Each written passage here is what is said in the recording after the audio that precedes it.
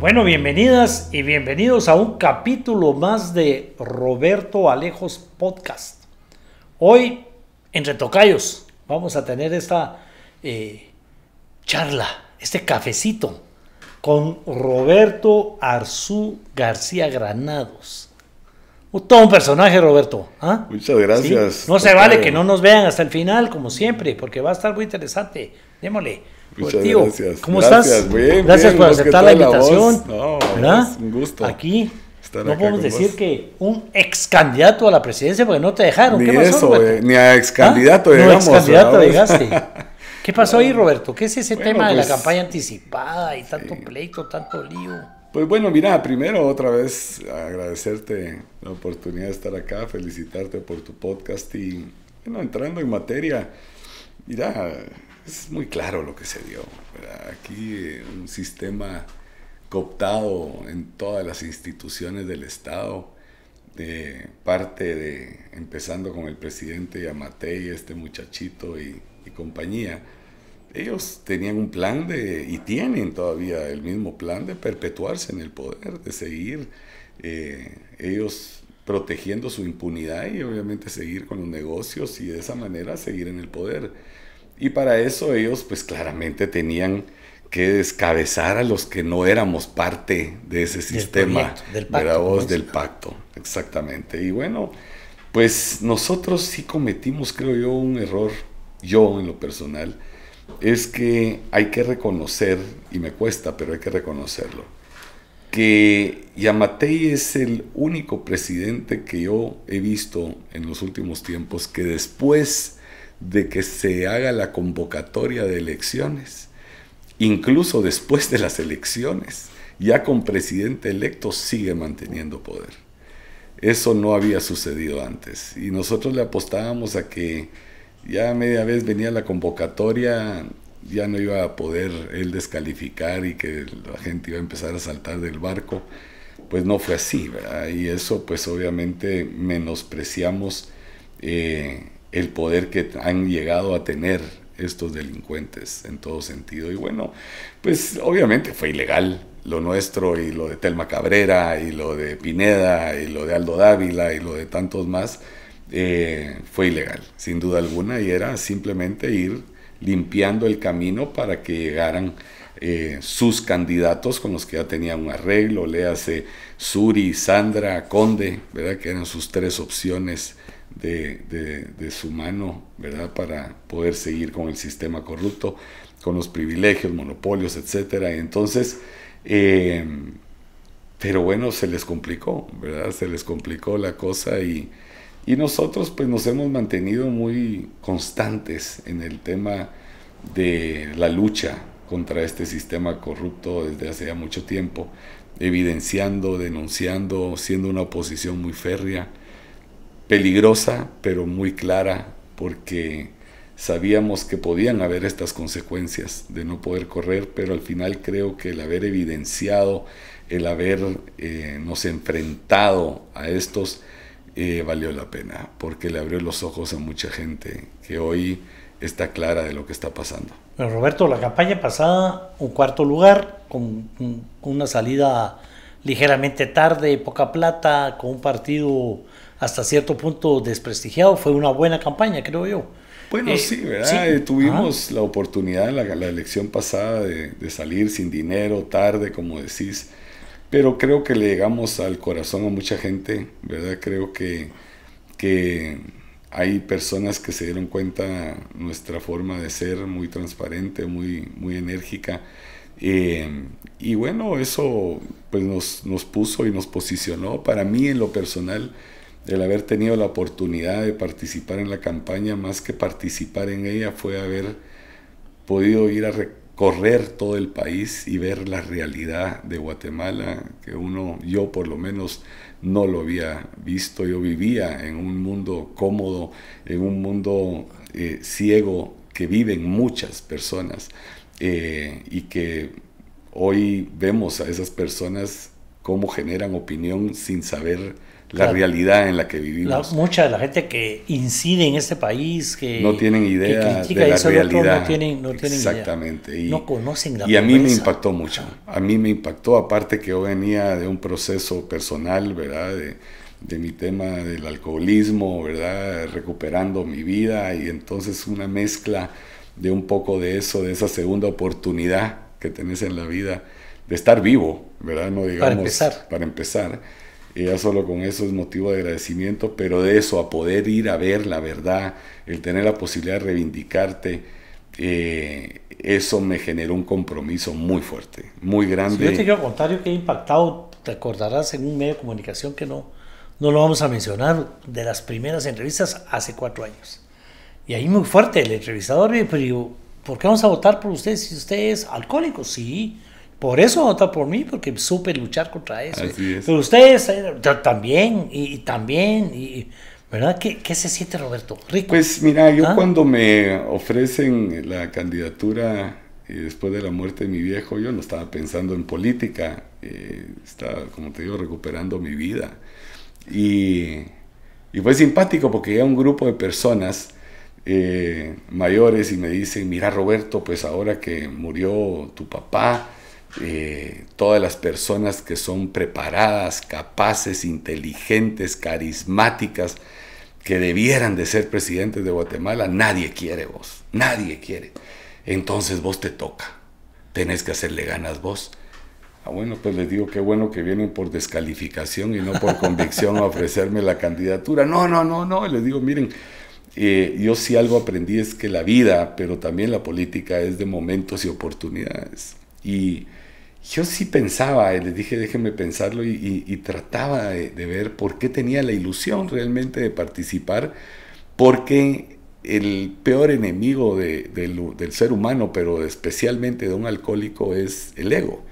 Y decía, ¿no será que mi ego me está traicionando en querer ir a ser candidato? Hasta que encontré esa palabra, que es la reivindicación. Esa oportunidad, esa segunda oportunidad en la vida para poderme reivindicar ante Dios, ante mis hijos, ante mi familia, de la gente que herí, ¿verdad? Y eso, cuando acepto, les digo, bueno, las 3 condiciones que pongo es, primero, seré un libro abierto. No pienso esconder ni negar nada de mi vida, diré la verdad, así sea en contra de la candidatura. 2, voy a tener mi esencia como soy, no voy a actuar, no voy a ser una persona que no soy la genuinidad de mi ser. Y 3, voy a decir la verdad, así sea políticamente incorrecto. Y bueno, esa convicción y no conveniencia, a diferencia de lo que se ha vuelto la política hoy en día, pues es lo que nos ha mantenido en una línea muy estricta, ¿verdad? Muy, muy rígida de hacer lo correcto, ¿verdad? Entonces, pues eso es lo que nos ha mantenido, y creo que la gente desde esa campaña para acá ha visto nuestra consistencia en eso. Y cuando uno lo hace por convicción y no por conveniencia, pierde la obsesión de querer llegar al poder, ¿verdad? Tiene la ilusión uno de hacer las cosas, de hacer grande a Guatemala, pero no tiene la obsesión, y eso le permite a uno hablar con la verdad, con la franqueza. No se te vuelve esa ambición enfermiza que lo vemos en muchos tantos candidatos, otros. Exactamente. ¿verdad? Y entonces que pierden el control, Roberto. Para mí es tanto más importante el bien de Guatemala, y como digo, yo lo digo muy abiertamente, hay muchísima gente, vos, por ejemplo, son personas mucho más preparadas que yo para ser presidente de Guatemala, son gente que son muy preparados, ¿verdad? Yo no fui muy buen estudiante, pero bueno, la vida es de momentos y oportunidades y circunstancias, y de alguna forma nos ha puesto en una posición de generar una responsabilidad, ¿verdad? Una oportunidad de tener una responsabilidad para poder realmente hacer una diferencia, y especialmente ahora luchar contra un monstruo de 7 cabezas, ¿verdad? Que se han consolidado de una manera tremenda, ¿verdad? Y eso es, así estamos aquí, ¿verdad? Seguimos en Roberto, la lucha. En las encuestas todo el mundo sabía que Sandra era el primer lugar.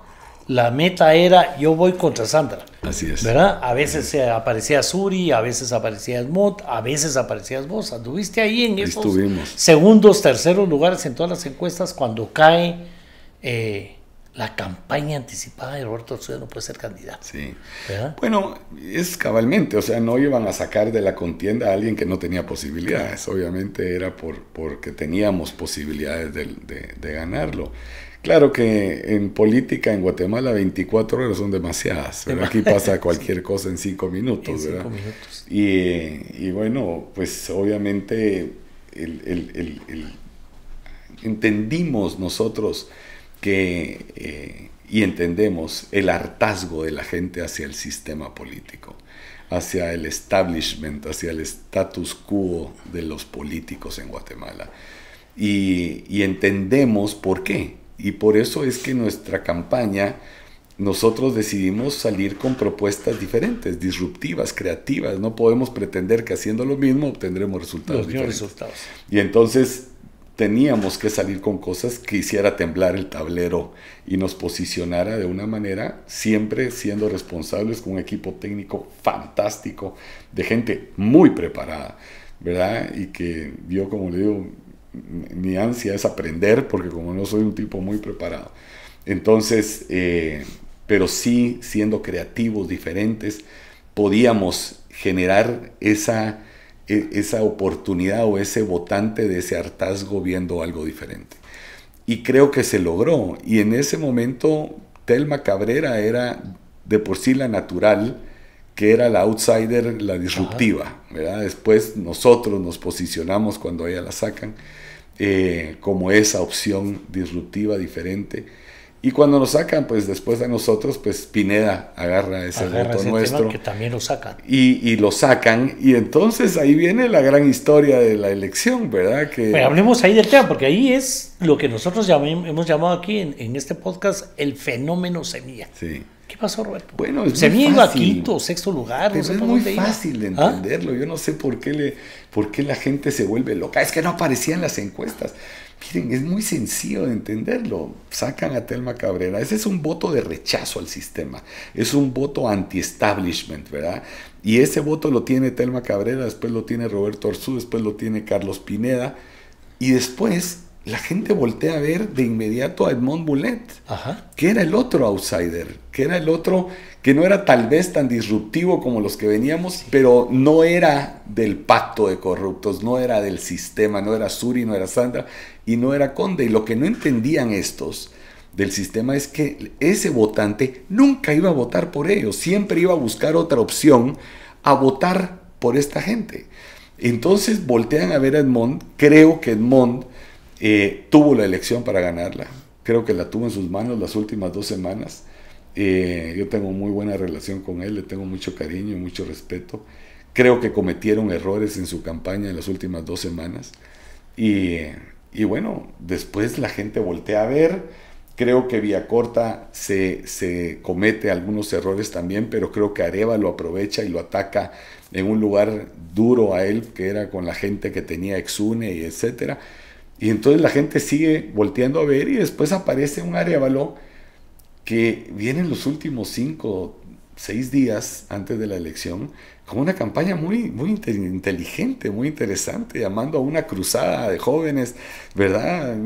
Fue simpático porque nosotros empezamos con la campaña del voto nulo y se suman otros y vamos con el tema del voto nulo, que por cierto ganó, ¿verdad? O sea, eso es algo que también... Preocupante, Roberto, ¿verdad? Algo preocupante, pero también tenemos que tomar nota. Arévalo tiene que entender eso también, sí, que él no ganó la primera vuelta ni Sandra, ganó el voto nulo. Y ese voto también fue en contra de Arévalo, fue en contra de Sandra. O sea, eso es algo que Arévalo tiene que entender. Sí, primer lugar voto nulo, segundo lugar Sandra. Que prefirió votar nulo a votar por Arévalo en la primera vuelta. Ojo, entonces eso no lo analiza mucha gente, pero eso es real, contra todos. Ahora, mucha gente vino una campaña voraz en contra del voto nulo, que es desperdiciarlo, que no se va a llegar al 50 y pico. Pineda medio se baja del voto nulo. Y bueno, la gente viene y voltea a ver y el sábado, antes de las elecciones, con mis hijos, bueno, muchachos, vamos a votar nulo mañana. Y se reían mis hijos, ¿verdad? Y muchachos, ¿cuál es la risa? Les digo, no, papá, no vamos a votar nulo. ¿Cómo así? Vamos a votar por el tío Bernie. El tío Bernie. Ajá. ¿Quién es el tío? Yo que me estaban hablando de Barney. De Barney, ¿va? Sí. Tío Bernie, ¿quién es el tío Bernie? Yo no sabía el nombre de Bernardo Arévalo. Por Arévalo, pero ¿cómo así? ¿De dónde sale esta fumada? Ajá. Y me empiezan a enseñar los chats de los jóvenes que empezaron a que convencieran 5 a cada uno y esto y lo otro, y fue algo realmente muy creativo de Semilla. Aparte, no hay que dejar de entender que Semilla de por sí ya tenía un voto. En la campaña pasada sacaron 4 diputados en la metro, o 3, que metieron sin candidato a presidencia, claro. Un partido nuevo, etcétera. Entonces, no es como que era un outsider. Y hay que reconocer otra cosa de Semilla. Fueron contundentes, claros, sistemáticos en una oposición en el Congreso congruente. Siempre no fueron a conveniencia, votaron en contra de los presupuestos, votaron en contra de los créditos, fueron abiertos, o sea, fueron fuertes en oposición como los únicos en el Congreso, a mi criterio. Entonces yo creo que eso fue un premio a la descalificación de los demás, pero también de castigo al sistema, decir, bueno, ahí van a ver ahora lo que va a pasar. Y sigue siendo un voto muy fuerte el de la capital y el de los municipios, que aguantó el aluvión de esa voracidad de dinero grosera que hoy nos damos cuenta que ya no es el que te lleva a ganar una campaña. Esta campaña nos dejó lecciones como, por ejemplo, medios de comunicación. ¿Verdad? O sea, ya ya no tienen el peso. Nuestro amigo de allá de Ángel Miami, González, los canales ya no lo tienen. Ese peso. Ya los medios de comunicación tradicionales están perdiendo. Totalmente. Eso, y tema. Incluso los financistas. Ajá. Ya no es lo mismo. Aunque, especialmente en la capital y en los centros urbanos, pero todavía a nivel rural sigue generando esas movilizaciones, los regalos. Ahí vemos increíblemente lo de un partido de gobierno que ha sido Manuel Conde, yo les dije, Roberto, algo increíble. Primera vez que un partido de gobierno no está dividido. ¿Verdad? Primera vez. Buen punto. Segunda vez, hay un jefe que manda y ese jefe ni candidato quiere ser. Hablando del jovencito, sí, ¿verdad? Es cierto. Ya no lo voy a mencionar mucho, porque cuando me demanden no me va a alcanzar el pisto para todas las veces para todo lo que le voy a tener que pagar por cada vez que lo demande. Yo me encargo del muchachito ese. El muchachito, el chiquito, dijo aquí el pecho. Y entonces, 3, ¿verdad? El candidato es de afuera, no causó líos en el partido. ¿Quién iba a ser el candidato? No tenía contrincante. 4, tienen una estructura impresionante, como no la ha tenido ningún otro partido, que la estructura de gobierno, con el presupuesto más grande de la nación y con toda la plata a su disposición, más todo lo que podían haber tenido la corrupción. Y ahora, les dije yo, atrasó sus asambleas porque está recolectando alcaldes. Sí. No lo pierdan de vista, ¿verdad? Y yo insisto en que si no hubiera sido el fenómeno Semilla, tuviéramos a Manuel Conde en la segunda vuelta y hubiera sido presidente. Además, y iban hacia eso. Para mí fue más sorprendente lo de Conde que lo de Semilla. Sí. Porque Semilla tenía su lógica, ¿verdad? O sea, que Mulet perdiera en 2 semanas ese votante que no era fuerte de él y volteara a ver a alguien más, y ahí está. Pero lo de Conde sí es a nivel de dinero, de infraestructura, de corrupción, de poder, de alcaldes, ¿verdad? Una cosa grosera, ¿verdad? Nunca antes visto algo así, nunca antes visto, ¿verdad? Por eso es que ellos siguen diciendo hubo fraude. Pues es que es lo más simpático, que dicen fraude, pero para presidente, pero no para diputados, ni para alcalde, porque ahí no les conviene. Claro, en primer lugar, ahí no hay fraude, o sea, realmente es estúpido, hombre. Mira, realmente hablar de fraude hoy por hoy en el mundo, yo creo que es muy irresponsable, la verdad. Creo que es muy bajo.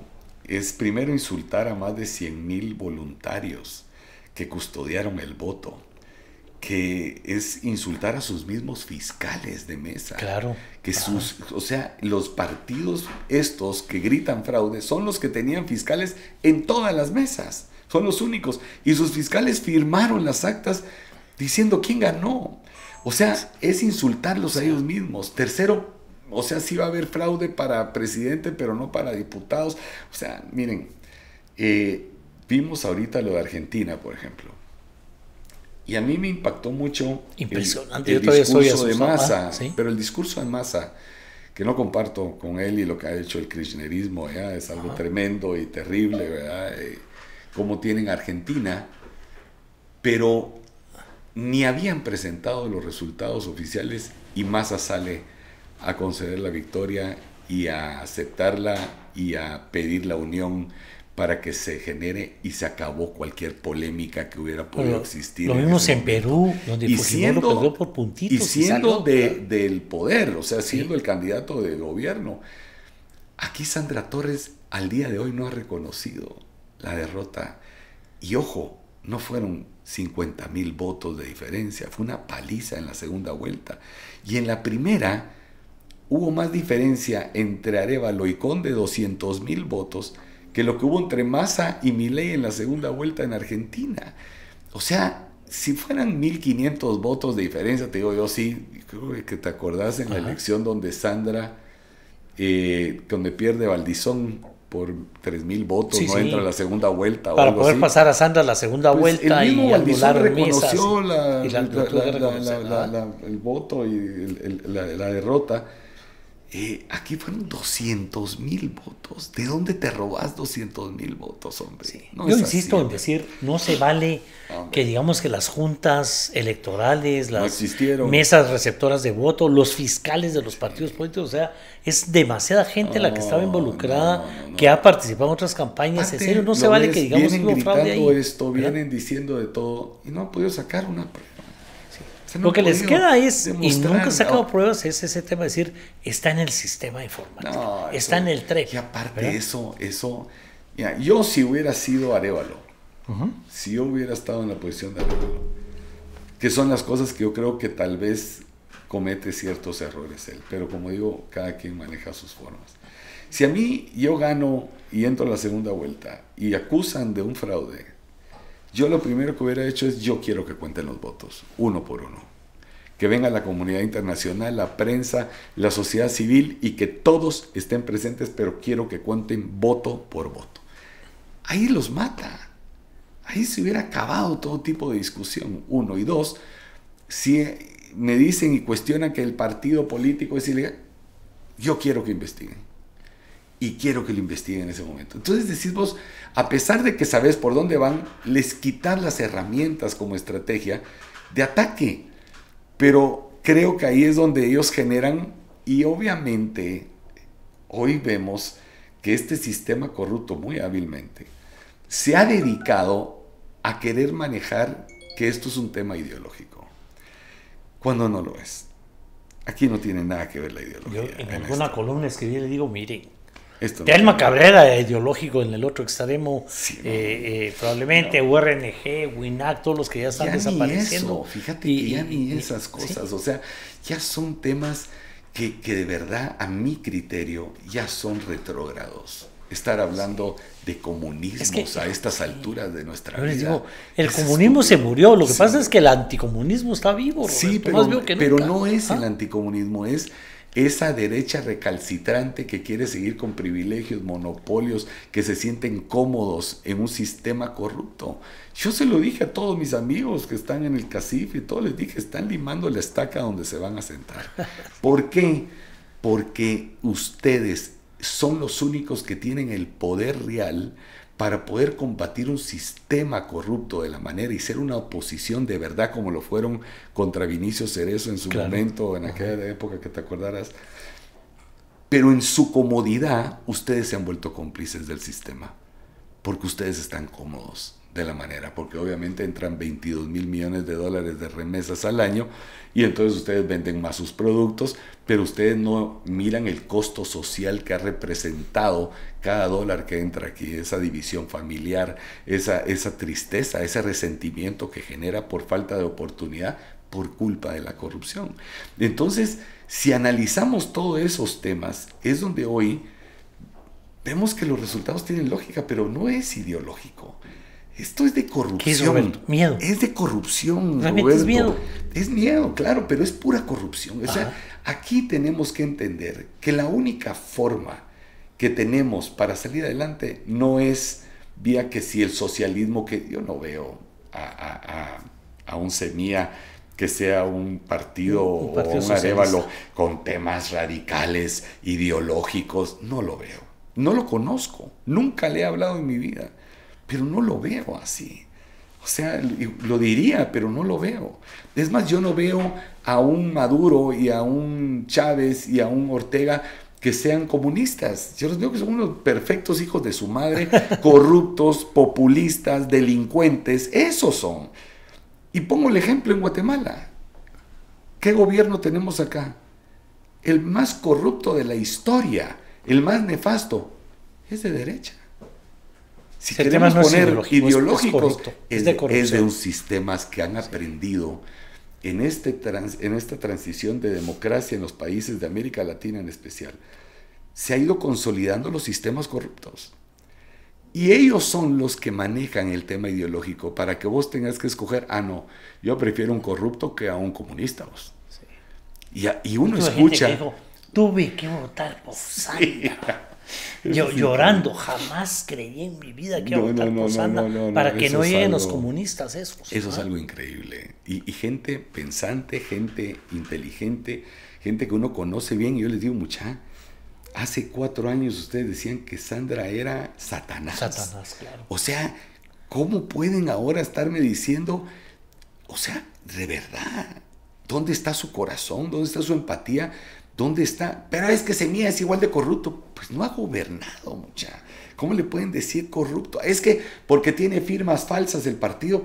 Todos los partidos son ilegales. Esa es la regla de cómo pusieron esto de esta manera estos delincuentes. Es un sistema político podrido.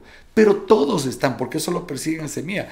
¿Vos crees que si Semilla hubiera sacado el 1%, estarían persiguiéndolo de la manera que lo están? No. O sea, ahí yo creo que arrancaron tarde la persecución. Aquí totalmente. Hablamos la vez pasada, los expedientes que tenían listos eran contra Mulet. O sea, primero fue en contra de Telma Cabrera parqueando totalmente a su vice, la cantidad de... Así han sido de casos públicos, fotos correcto. Y todo. Qué interesante hubiera estado, Roberto. Sí, imagínate, vamos. No, gracias, vamos. No, gracias, pero, todos esos ataques. Sí, ¿verdad? Pero es cierto, sí. y lo que decís es correcto. Semilla los agarró con los calzones abajo. Así es. No estaban listos. Y es el hartazgo, es lo que no entienden ellos, que ellos pueden tener todo el dinero, cooptadas todas las instituciones, pero no tienen lo más importante, que es el apoyo de la gente. Y eso hoy con las redes sociales ya no lo pueden esconder, ya no lo pueden manipular como era antes. Y eso es una herramienta muy poderosa para lo que es la oposición. Que cada vez la han callado, ¿verdad? Cada vez han querido callar la libre expresión del pensamiento. Y lo que decimos desde hace 2 años nosotros, vamos hacia una tiranía, hacia una dictadura. Esa es la verdad. Sí. Estos se quieren consolidar, no es porque están salvando la legalidad del sistema o de la... Estamos salvando de la entrada al comunismo. O sea, eso lo vendieron bien, le metieron miedo a la población. Por favor, ahí vienen los comunistas, o sea, que va de reforma agraria, que le van a meter gente en su casa. Y fíjate que te voy a decir algo. Ni en la época de Gorbachev. Y ponete que estuviera un partido que se llamara el Partido Comunista, que es marxista, que sigue la línea marxista, leninista a la cabalidad y que dice que quiere volver a Guatemala comunista. Y gana las elecciones legítimas, hay que respetar la voluntad popular. Eso es la democracia, hombre. La alternancia del poder. Eso es lo que enriquece una sociedad. Esa es la libertad. Es el derecho de elegir y ser electo. Sin eso se acabó todo. Y de por sí, el habernos sacado a candidatos ya fue un fraude electoral. Eso claro. Sí fue porque descalificaron y le privaron a gente de ser electa o de elegir. Pero a pesar de eso, dentro de todas esas ilegalidades, llegamos a una elección y fuimos a las urnas. Y ganó el menos esperado. Se dio el fenómeno. Y se tiene que respetar. El voto se tiene que respetar. Es sagrado. El pacto le tiene miedo. ¿A qué le tiene miedo, Roberto? Porque digamos que la gente engañada en las redes sociales le tiene miedo al comunismo. Sí. ¿Verdad? Pero el pacto, ¿cuál es el miedo? Porque realmente la persecución que van a recibir. Sí. Claro que van a recibir una persecución. Y por supuesto que tienen que pagar, hombre. Mira, yo le digo a mucha gente, le digo, miren, los corruptos de estos son unos asesinos. Son asesinos porque gente ha muerto por culpa de esa corrupción. En los hospitales, en las carreteras, en las fuerzas de seguridad, en todos lados. Gente muere a diario por culpa de la corrupción. en que se han tenido que ir y se mueren en el medio camino, los matan. Camino, claro. Es por culpa de la corrupción. Por ende, estos tipos, lo único que quieren, porque ya ni siquiera es que quieran más dinero, porque ya tienen todo el dinero del mundo, es que quieren mantener su impunidad. Mira, cuando salió la CICIG de Guatemala, este grupo, ¿verdad? Donde están Yamatei, el muchachito, algunos empresarios, está Valdizón, Sinibaldi, está Felipe Alejos, están todas estas gentes, ¿verdad? Juraron a sí mismos en un pacto de sangre, dijeron, aquí no importa quién gana la presidencia, pero los negocios y especialmente nuestra impunidad es sagrada. Aquí eso nunca más volvemos a ser perseguidos.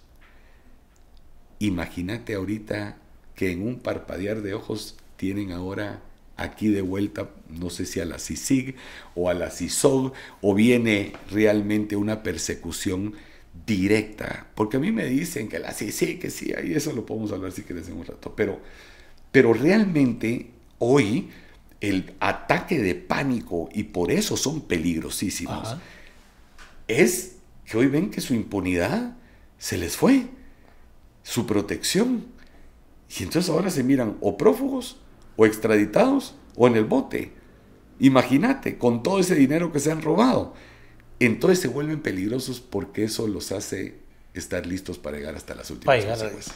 Ya no tienen nada que perder. Nada que perder. Están listos para matar o morir. Sí, así es. Esa es la frase, matar o morir. Así es. Y lo vemos llegar a temas como el que estamos viviendo ahorita. O sea, gente detenida por expresar su oposición al tema de las Eso ya es un tema de verdad. El mensaje que mandan al meter preso a estos muchachos y a estos decanos y catedráticos por apoyar a que se genere la toma de la universidad contra un decano o un rector que fue electo ilegalmente y que es un delincuente como Mazariegos, y por expresar ese apoyo ahora se van al bote y ahora le quieren quitar el antejuicio al presidente electo y a la vicepresidenta electo. Eso ya es otro nivel, o sea, ya se volaron la barda, porque uno decía, bueno, estos van a querer salir con un tema del fraude o con el tema de la ilegalidad de semilla y con eso se van a querer bajar esto, y decía, bueno, pues que saquen todos los temas. Al no poderlo hacer, salir ahora con esto es un tema tan imbécil, la verdad, porque no hay otra palabra. Y preocupante a la vez, ¿verdad? Porque preocupa el descaro, o sea, están dispuestos a lo que sea. A todo. Con sus últimos aliados que les quedan, porque han ido perdiendo poder, pero con sus últimos aliados siguen manteniendo esa persecución selectiva, que me da risa, ¿verdad? Porque antes atacaban a la CICIG por la persecución selectiva que hubo, ¿verdad? Sí. Y que sí tuvo, ¿verdad? A pesar de que yo mantengo que la CICIG, 90% de las personas que metió presa merecían estar presos, y un 10% pues sí fue una persecución política, ideológica, selectiva, etcétera, a conveniencia, mal. Estos lo han hecho igual. O sea, los que criticaban estos están haciendo exactamente lo mismo. Ahí vimos las declaraciones de esta jovencita, claro, Marcela, que dice cómo llegaron a su casa. No, hombre, es una cosa tremenda, hombre, una cosa. Y yo digo, y el Ministerio Público de Consuelo, pues yo he presentado 4 denuncias tajantes, claras, con pruebas, todo, de lo que fueron la corrupción en las vacunas, en el IX, en el tema del CHN, hace más de 1 año y medio, y nada.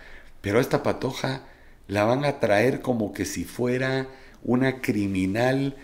No, o sea, esto estamos ya en una posición, y por eso es que yo el lunes ya salí en una situación que es muy complicada, porque puedo tener consecuencias al decir lo que dije.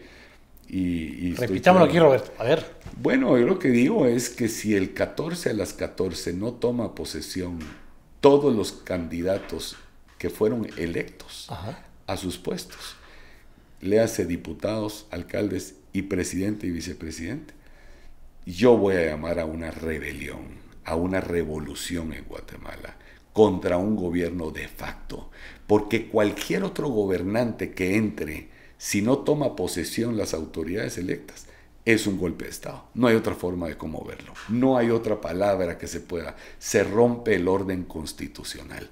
Candidatos electos que tienen ya sus credenciales y su acreditación de cargos, no hay otra posibilidad de verlo que se rompe el orden constitucional.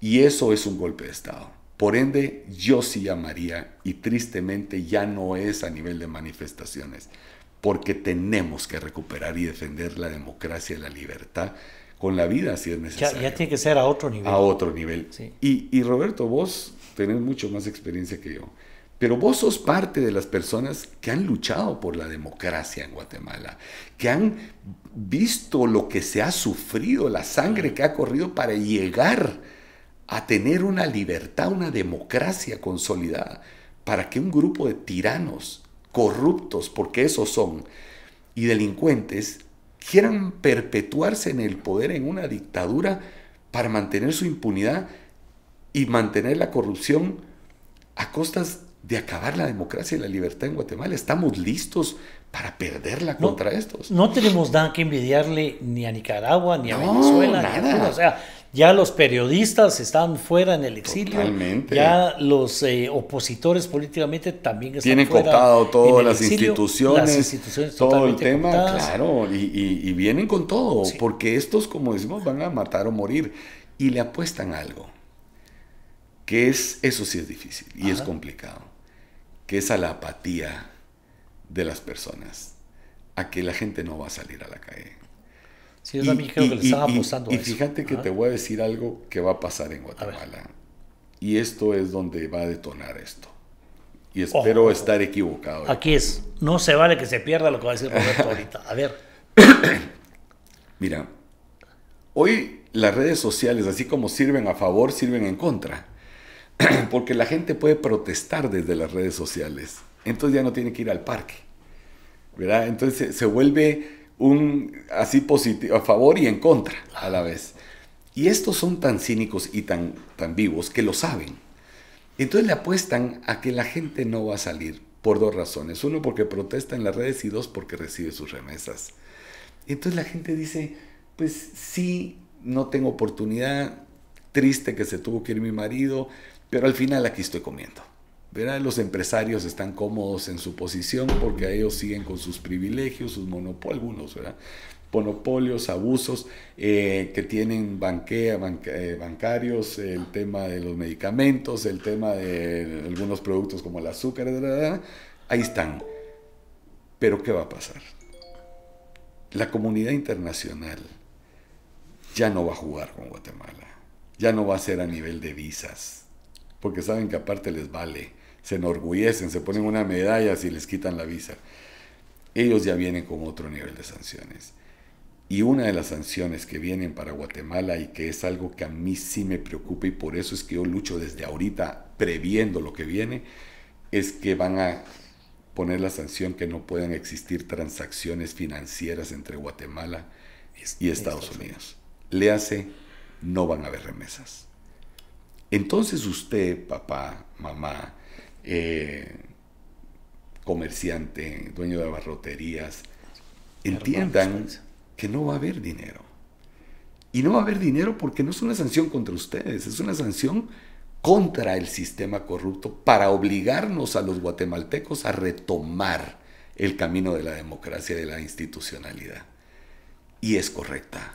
Es una sanción correcta para Guatemala. Y que no es, para que lo sepan ustedes, no es primera vez que pasa en el mundo. No, ¿verdad? El boicot, ahorita, tal vez el más famoso con Cuba, claro, que fue un boicot así tajante. Y bueno, que con Rusia no, ahorita ¿verdad? lo acaban de hacer. Y quitaron el haciendo, SWIFT y no hay transacciones, financieras. Y lo van a hacer porque no se pueden dar el lujo. Aparte, geopolíticamente, Guatemala es un país muy importante para Estados Unidos. Pero ojo, no solo Estados Unidos, la comunidad europea. Yo nunca había visto que Estados Unidos, la comunidad europea y la OEA estuvieran unidos en el mismo criterio hacia Guatemala. No están jugando. Exportaciones, tratado de libre comercio, muchas cosas. El costo que va a representar para Guatemala y para todos los ciudadanos el permitir que consoliden un golpe de Estado es invaluable. no tenemos idea a dónde nos van a llevar. Y eso no puede quedar en mi conciencia de no enfrentarme a eso. Y insto a todos que estemos listos, porque realmente este es un grupito muy poderoso, muy malo, de gente muy inescrupulosa, pero que nos va a llevar a un precipicio tremendo y a una confrontación, porque en el momento en que ya no reciban las remesas como sanción de 6 meses, por ejemplo, que pongan la son 6 meses que no se van a recibir remesas. No aguantamos 2 meses. Explota esto y ahí sí va a salir la gente a la calle y no va a salir a manifestar, va a correr sangre y es correcto y lamentablemente es algo que nadie queremos, pero contra un golpe de Estado tenemos que hacer la resistencia adecuada y eso es un llamado a una revolución y a una rebelión y yo voy a ir ahí.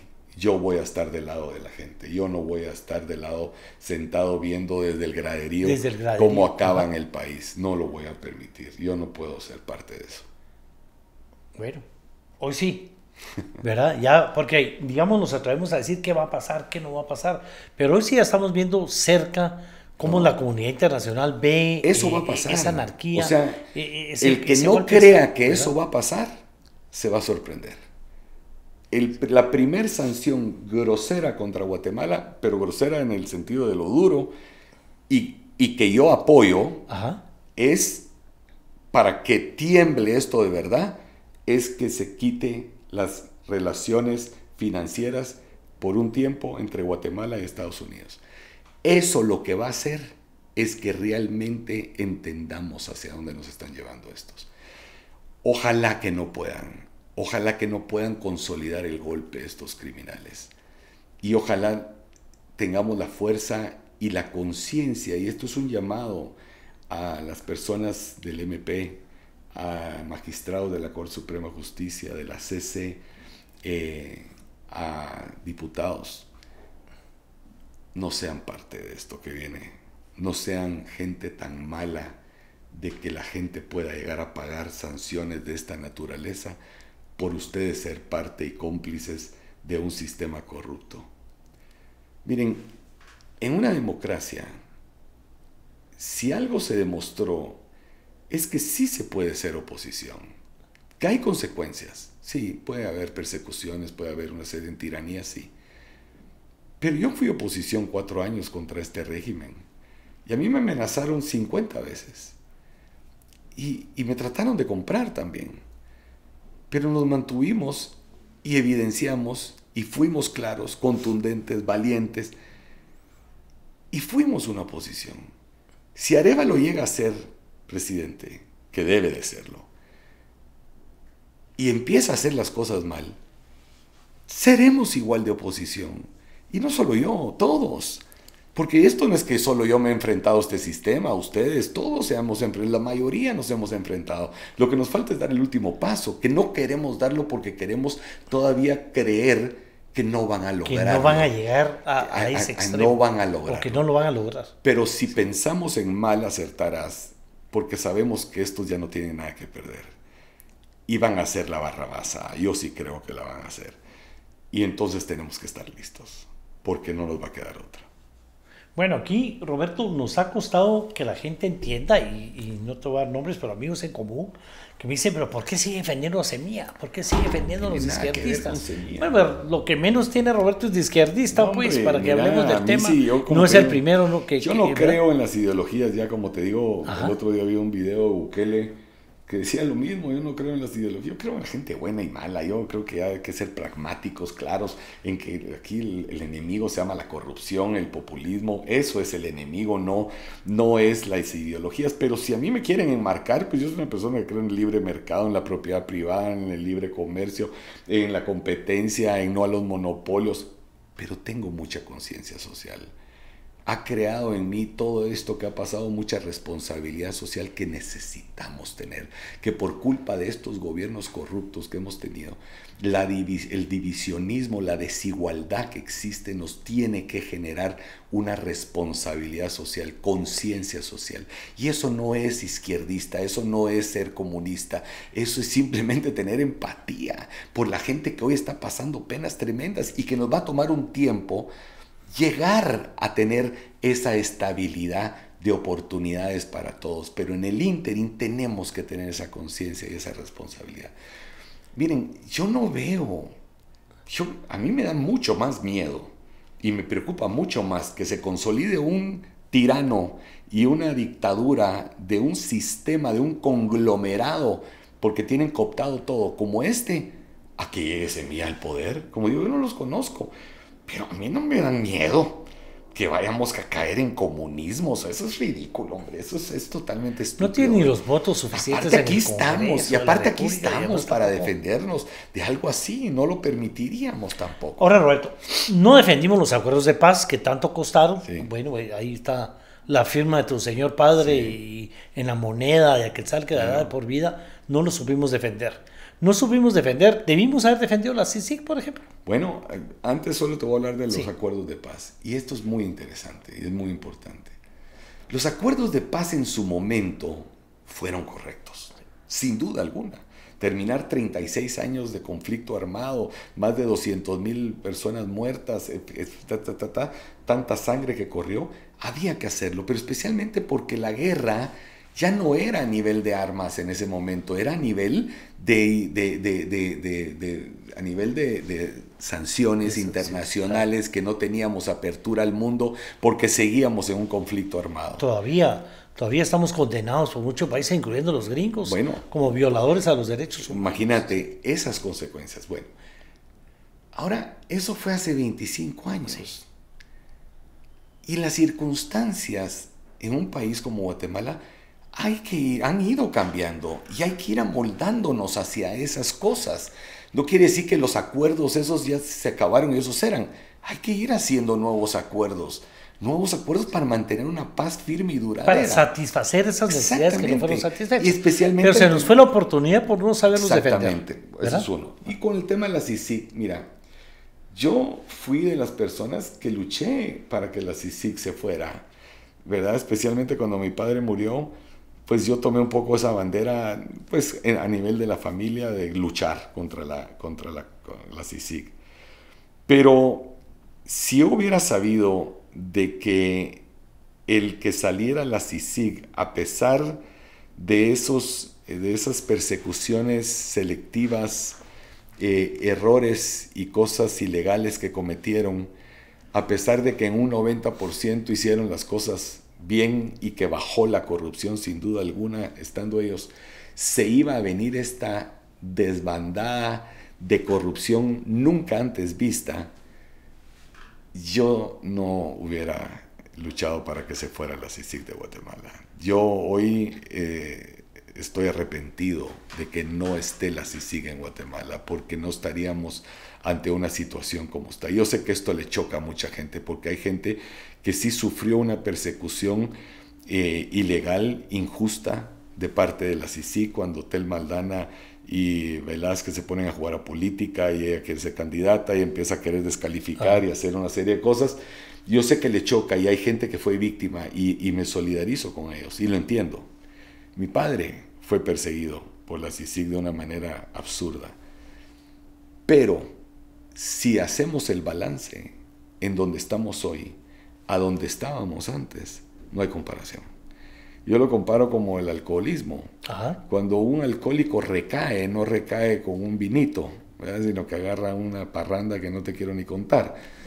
Entonces, esto fue así. Estaban en parada los alcohólicos, los corruptos, ajá, con la CICIG, y cuando se fue recayeron todos y era ponerse al día, ¿verdad? De la corrupción, y así están, a plena luz del día. Si no existe el miedo contra la corrupción, esto no va a cambiar. Esto no va a cambiar. Entonces, se nos fue la oportunidad en los acuerdos de paz y ahora hay que trabajarlo de otra manera. Se nos fue la oportunidad en la CICIG por la forma en que se manejó, ¿verdad? No podemos dejar que se nos vaya esta oportunidad de demostrar. Bueno, y Arévalo tiene que decide. entender algo, ajá, que es muy importante, Tocayo, que es, él fue electo para un solo mandato. A él no le están pidiendo que haga carreteras. A él no le están pidiendo que haga hospitales. A él no le estamos pidiendo que haga... A él le estamos pidiendo una sola cosa.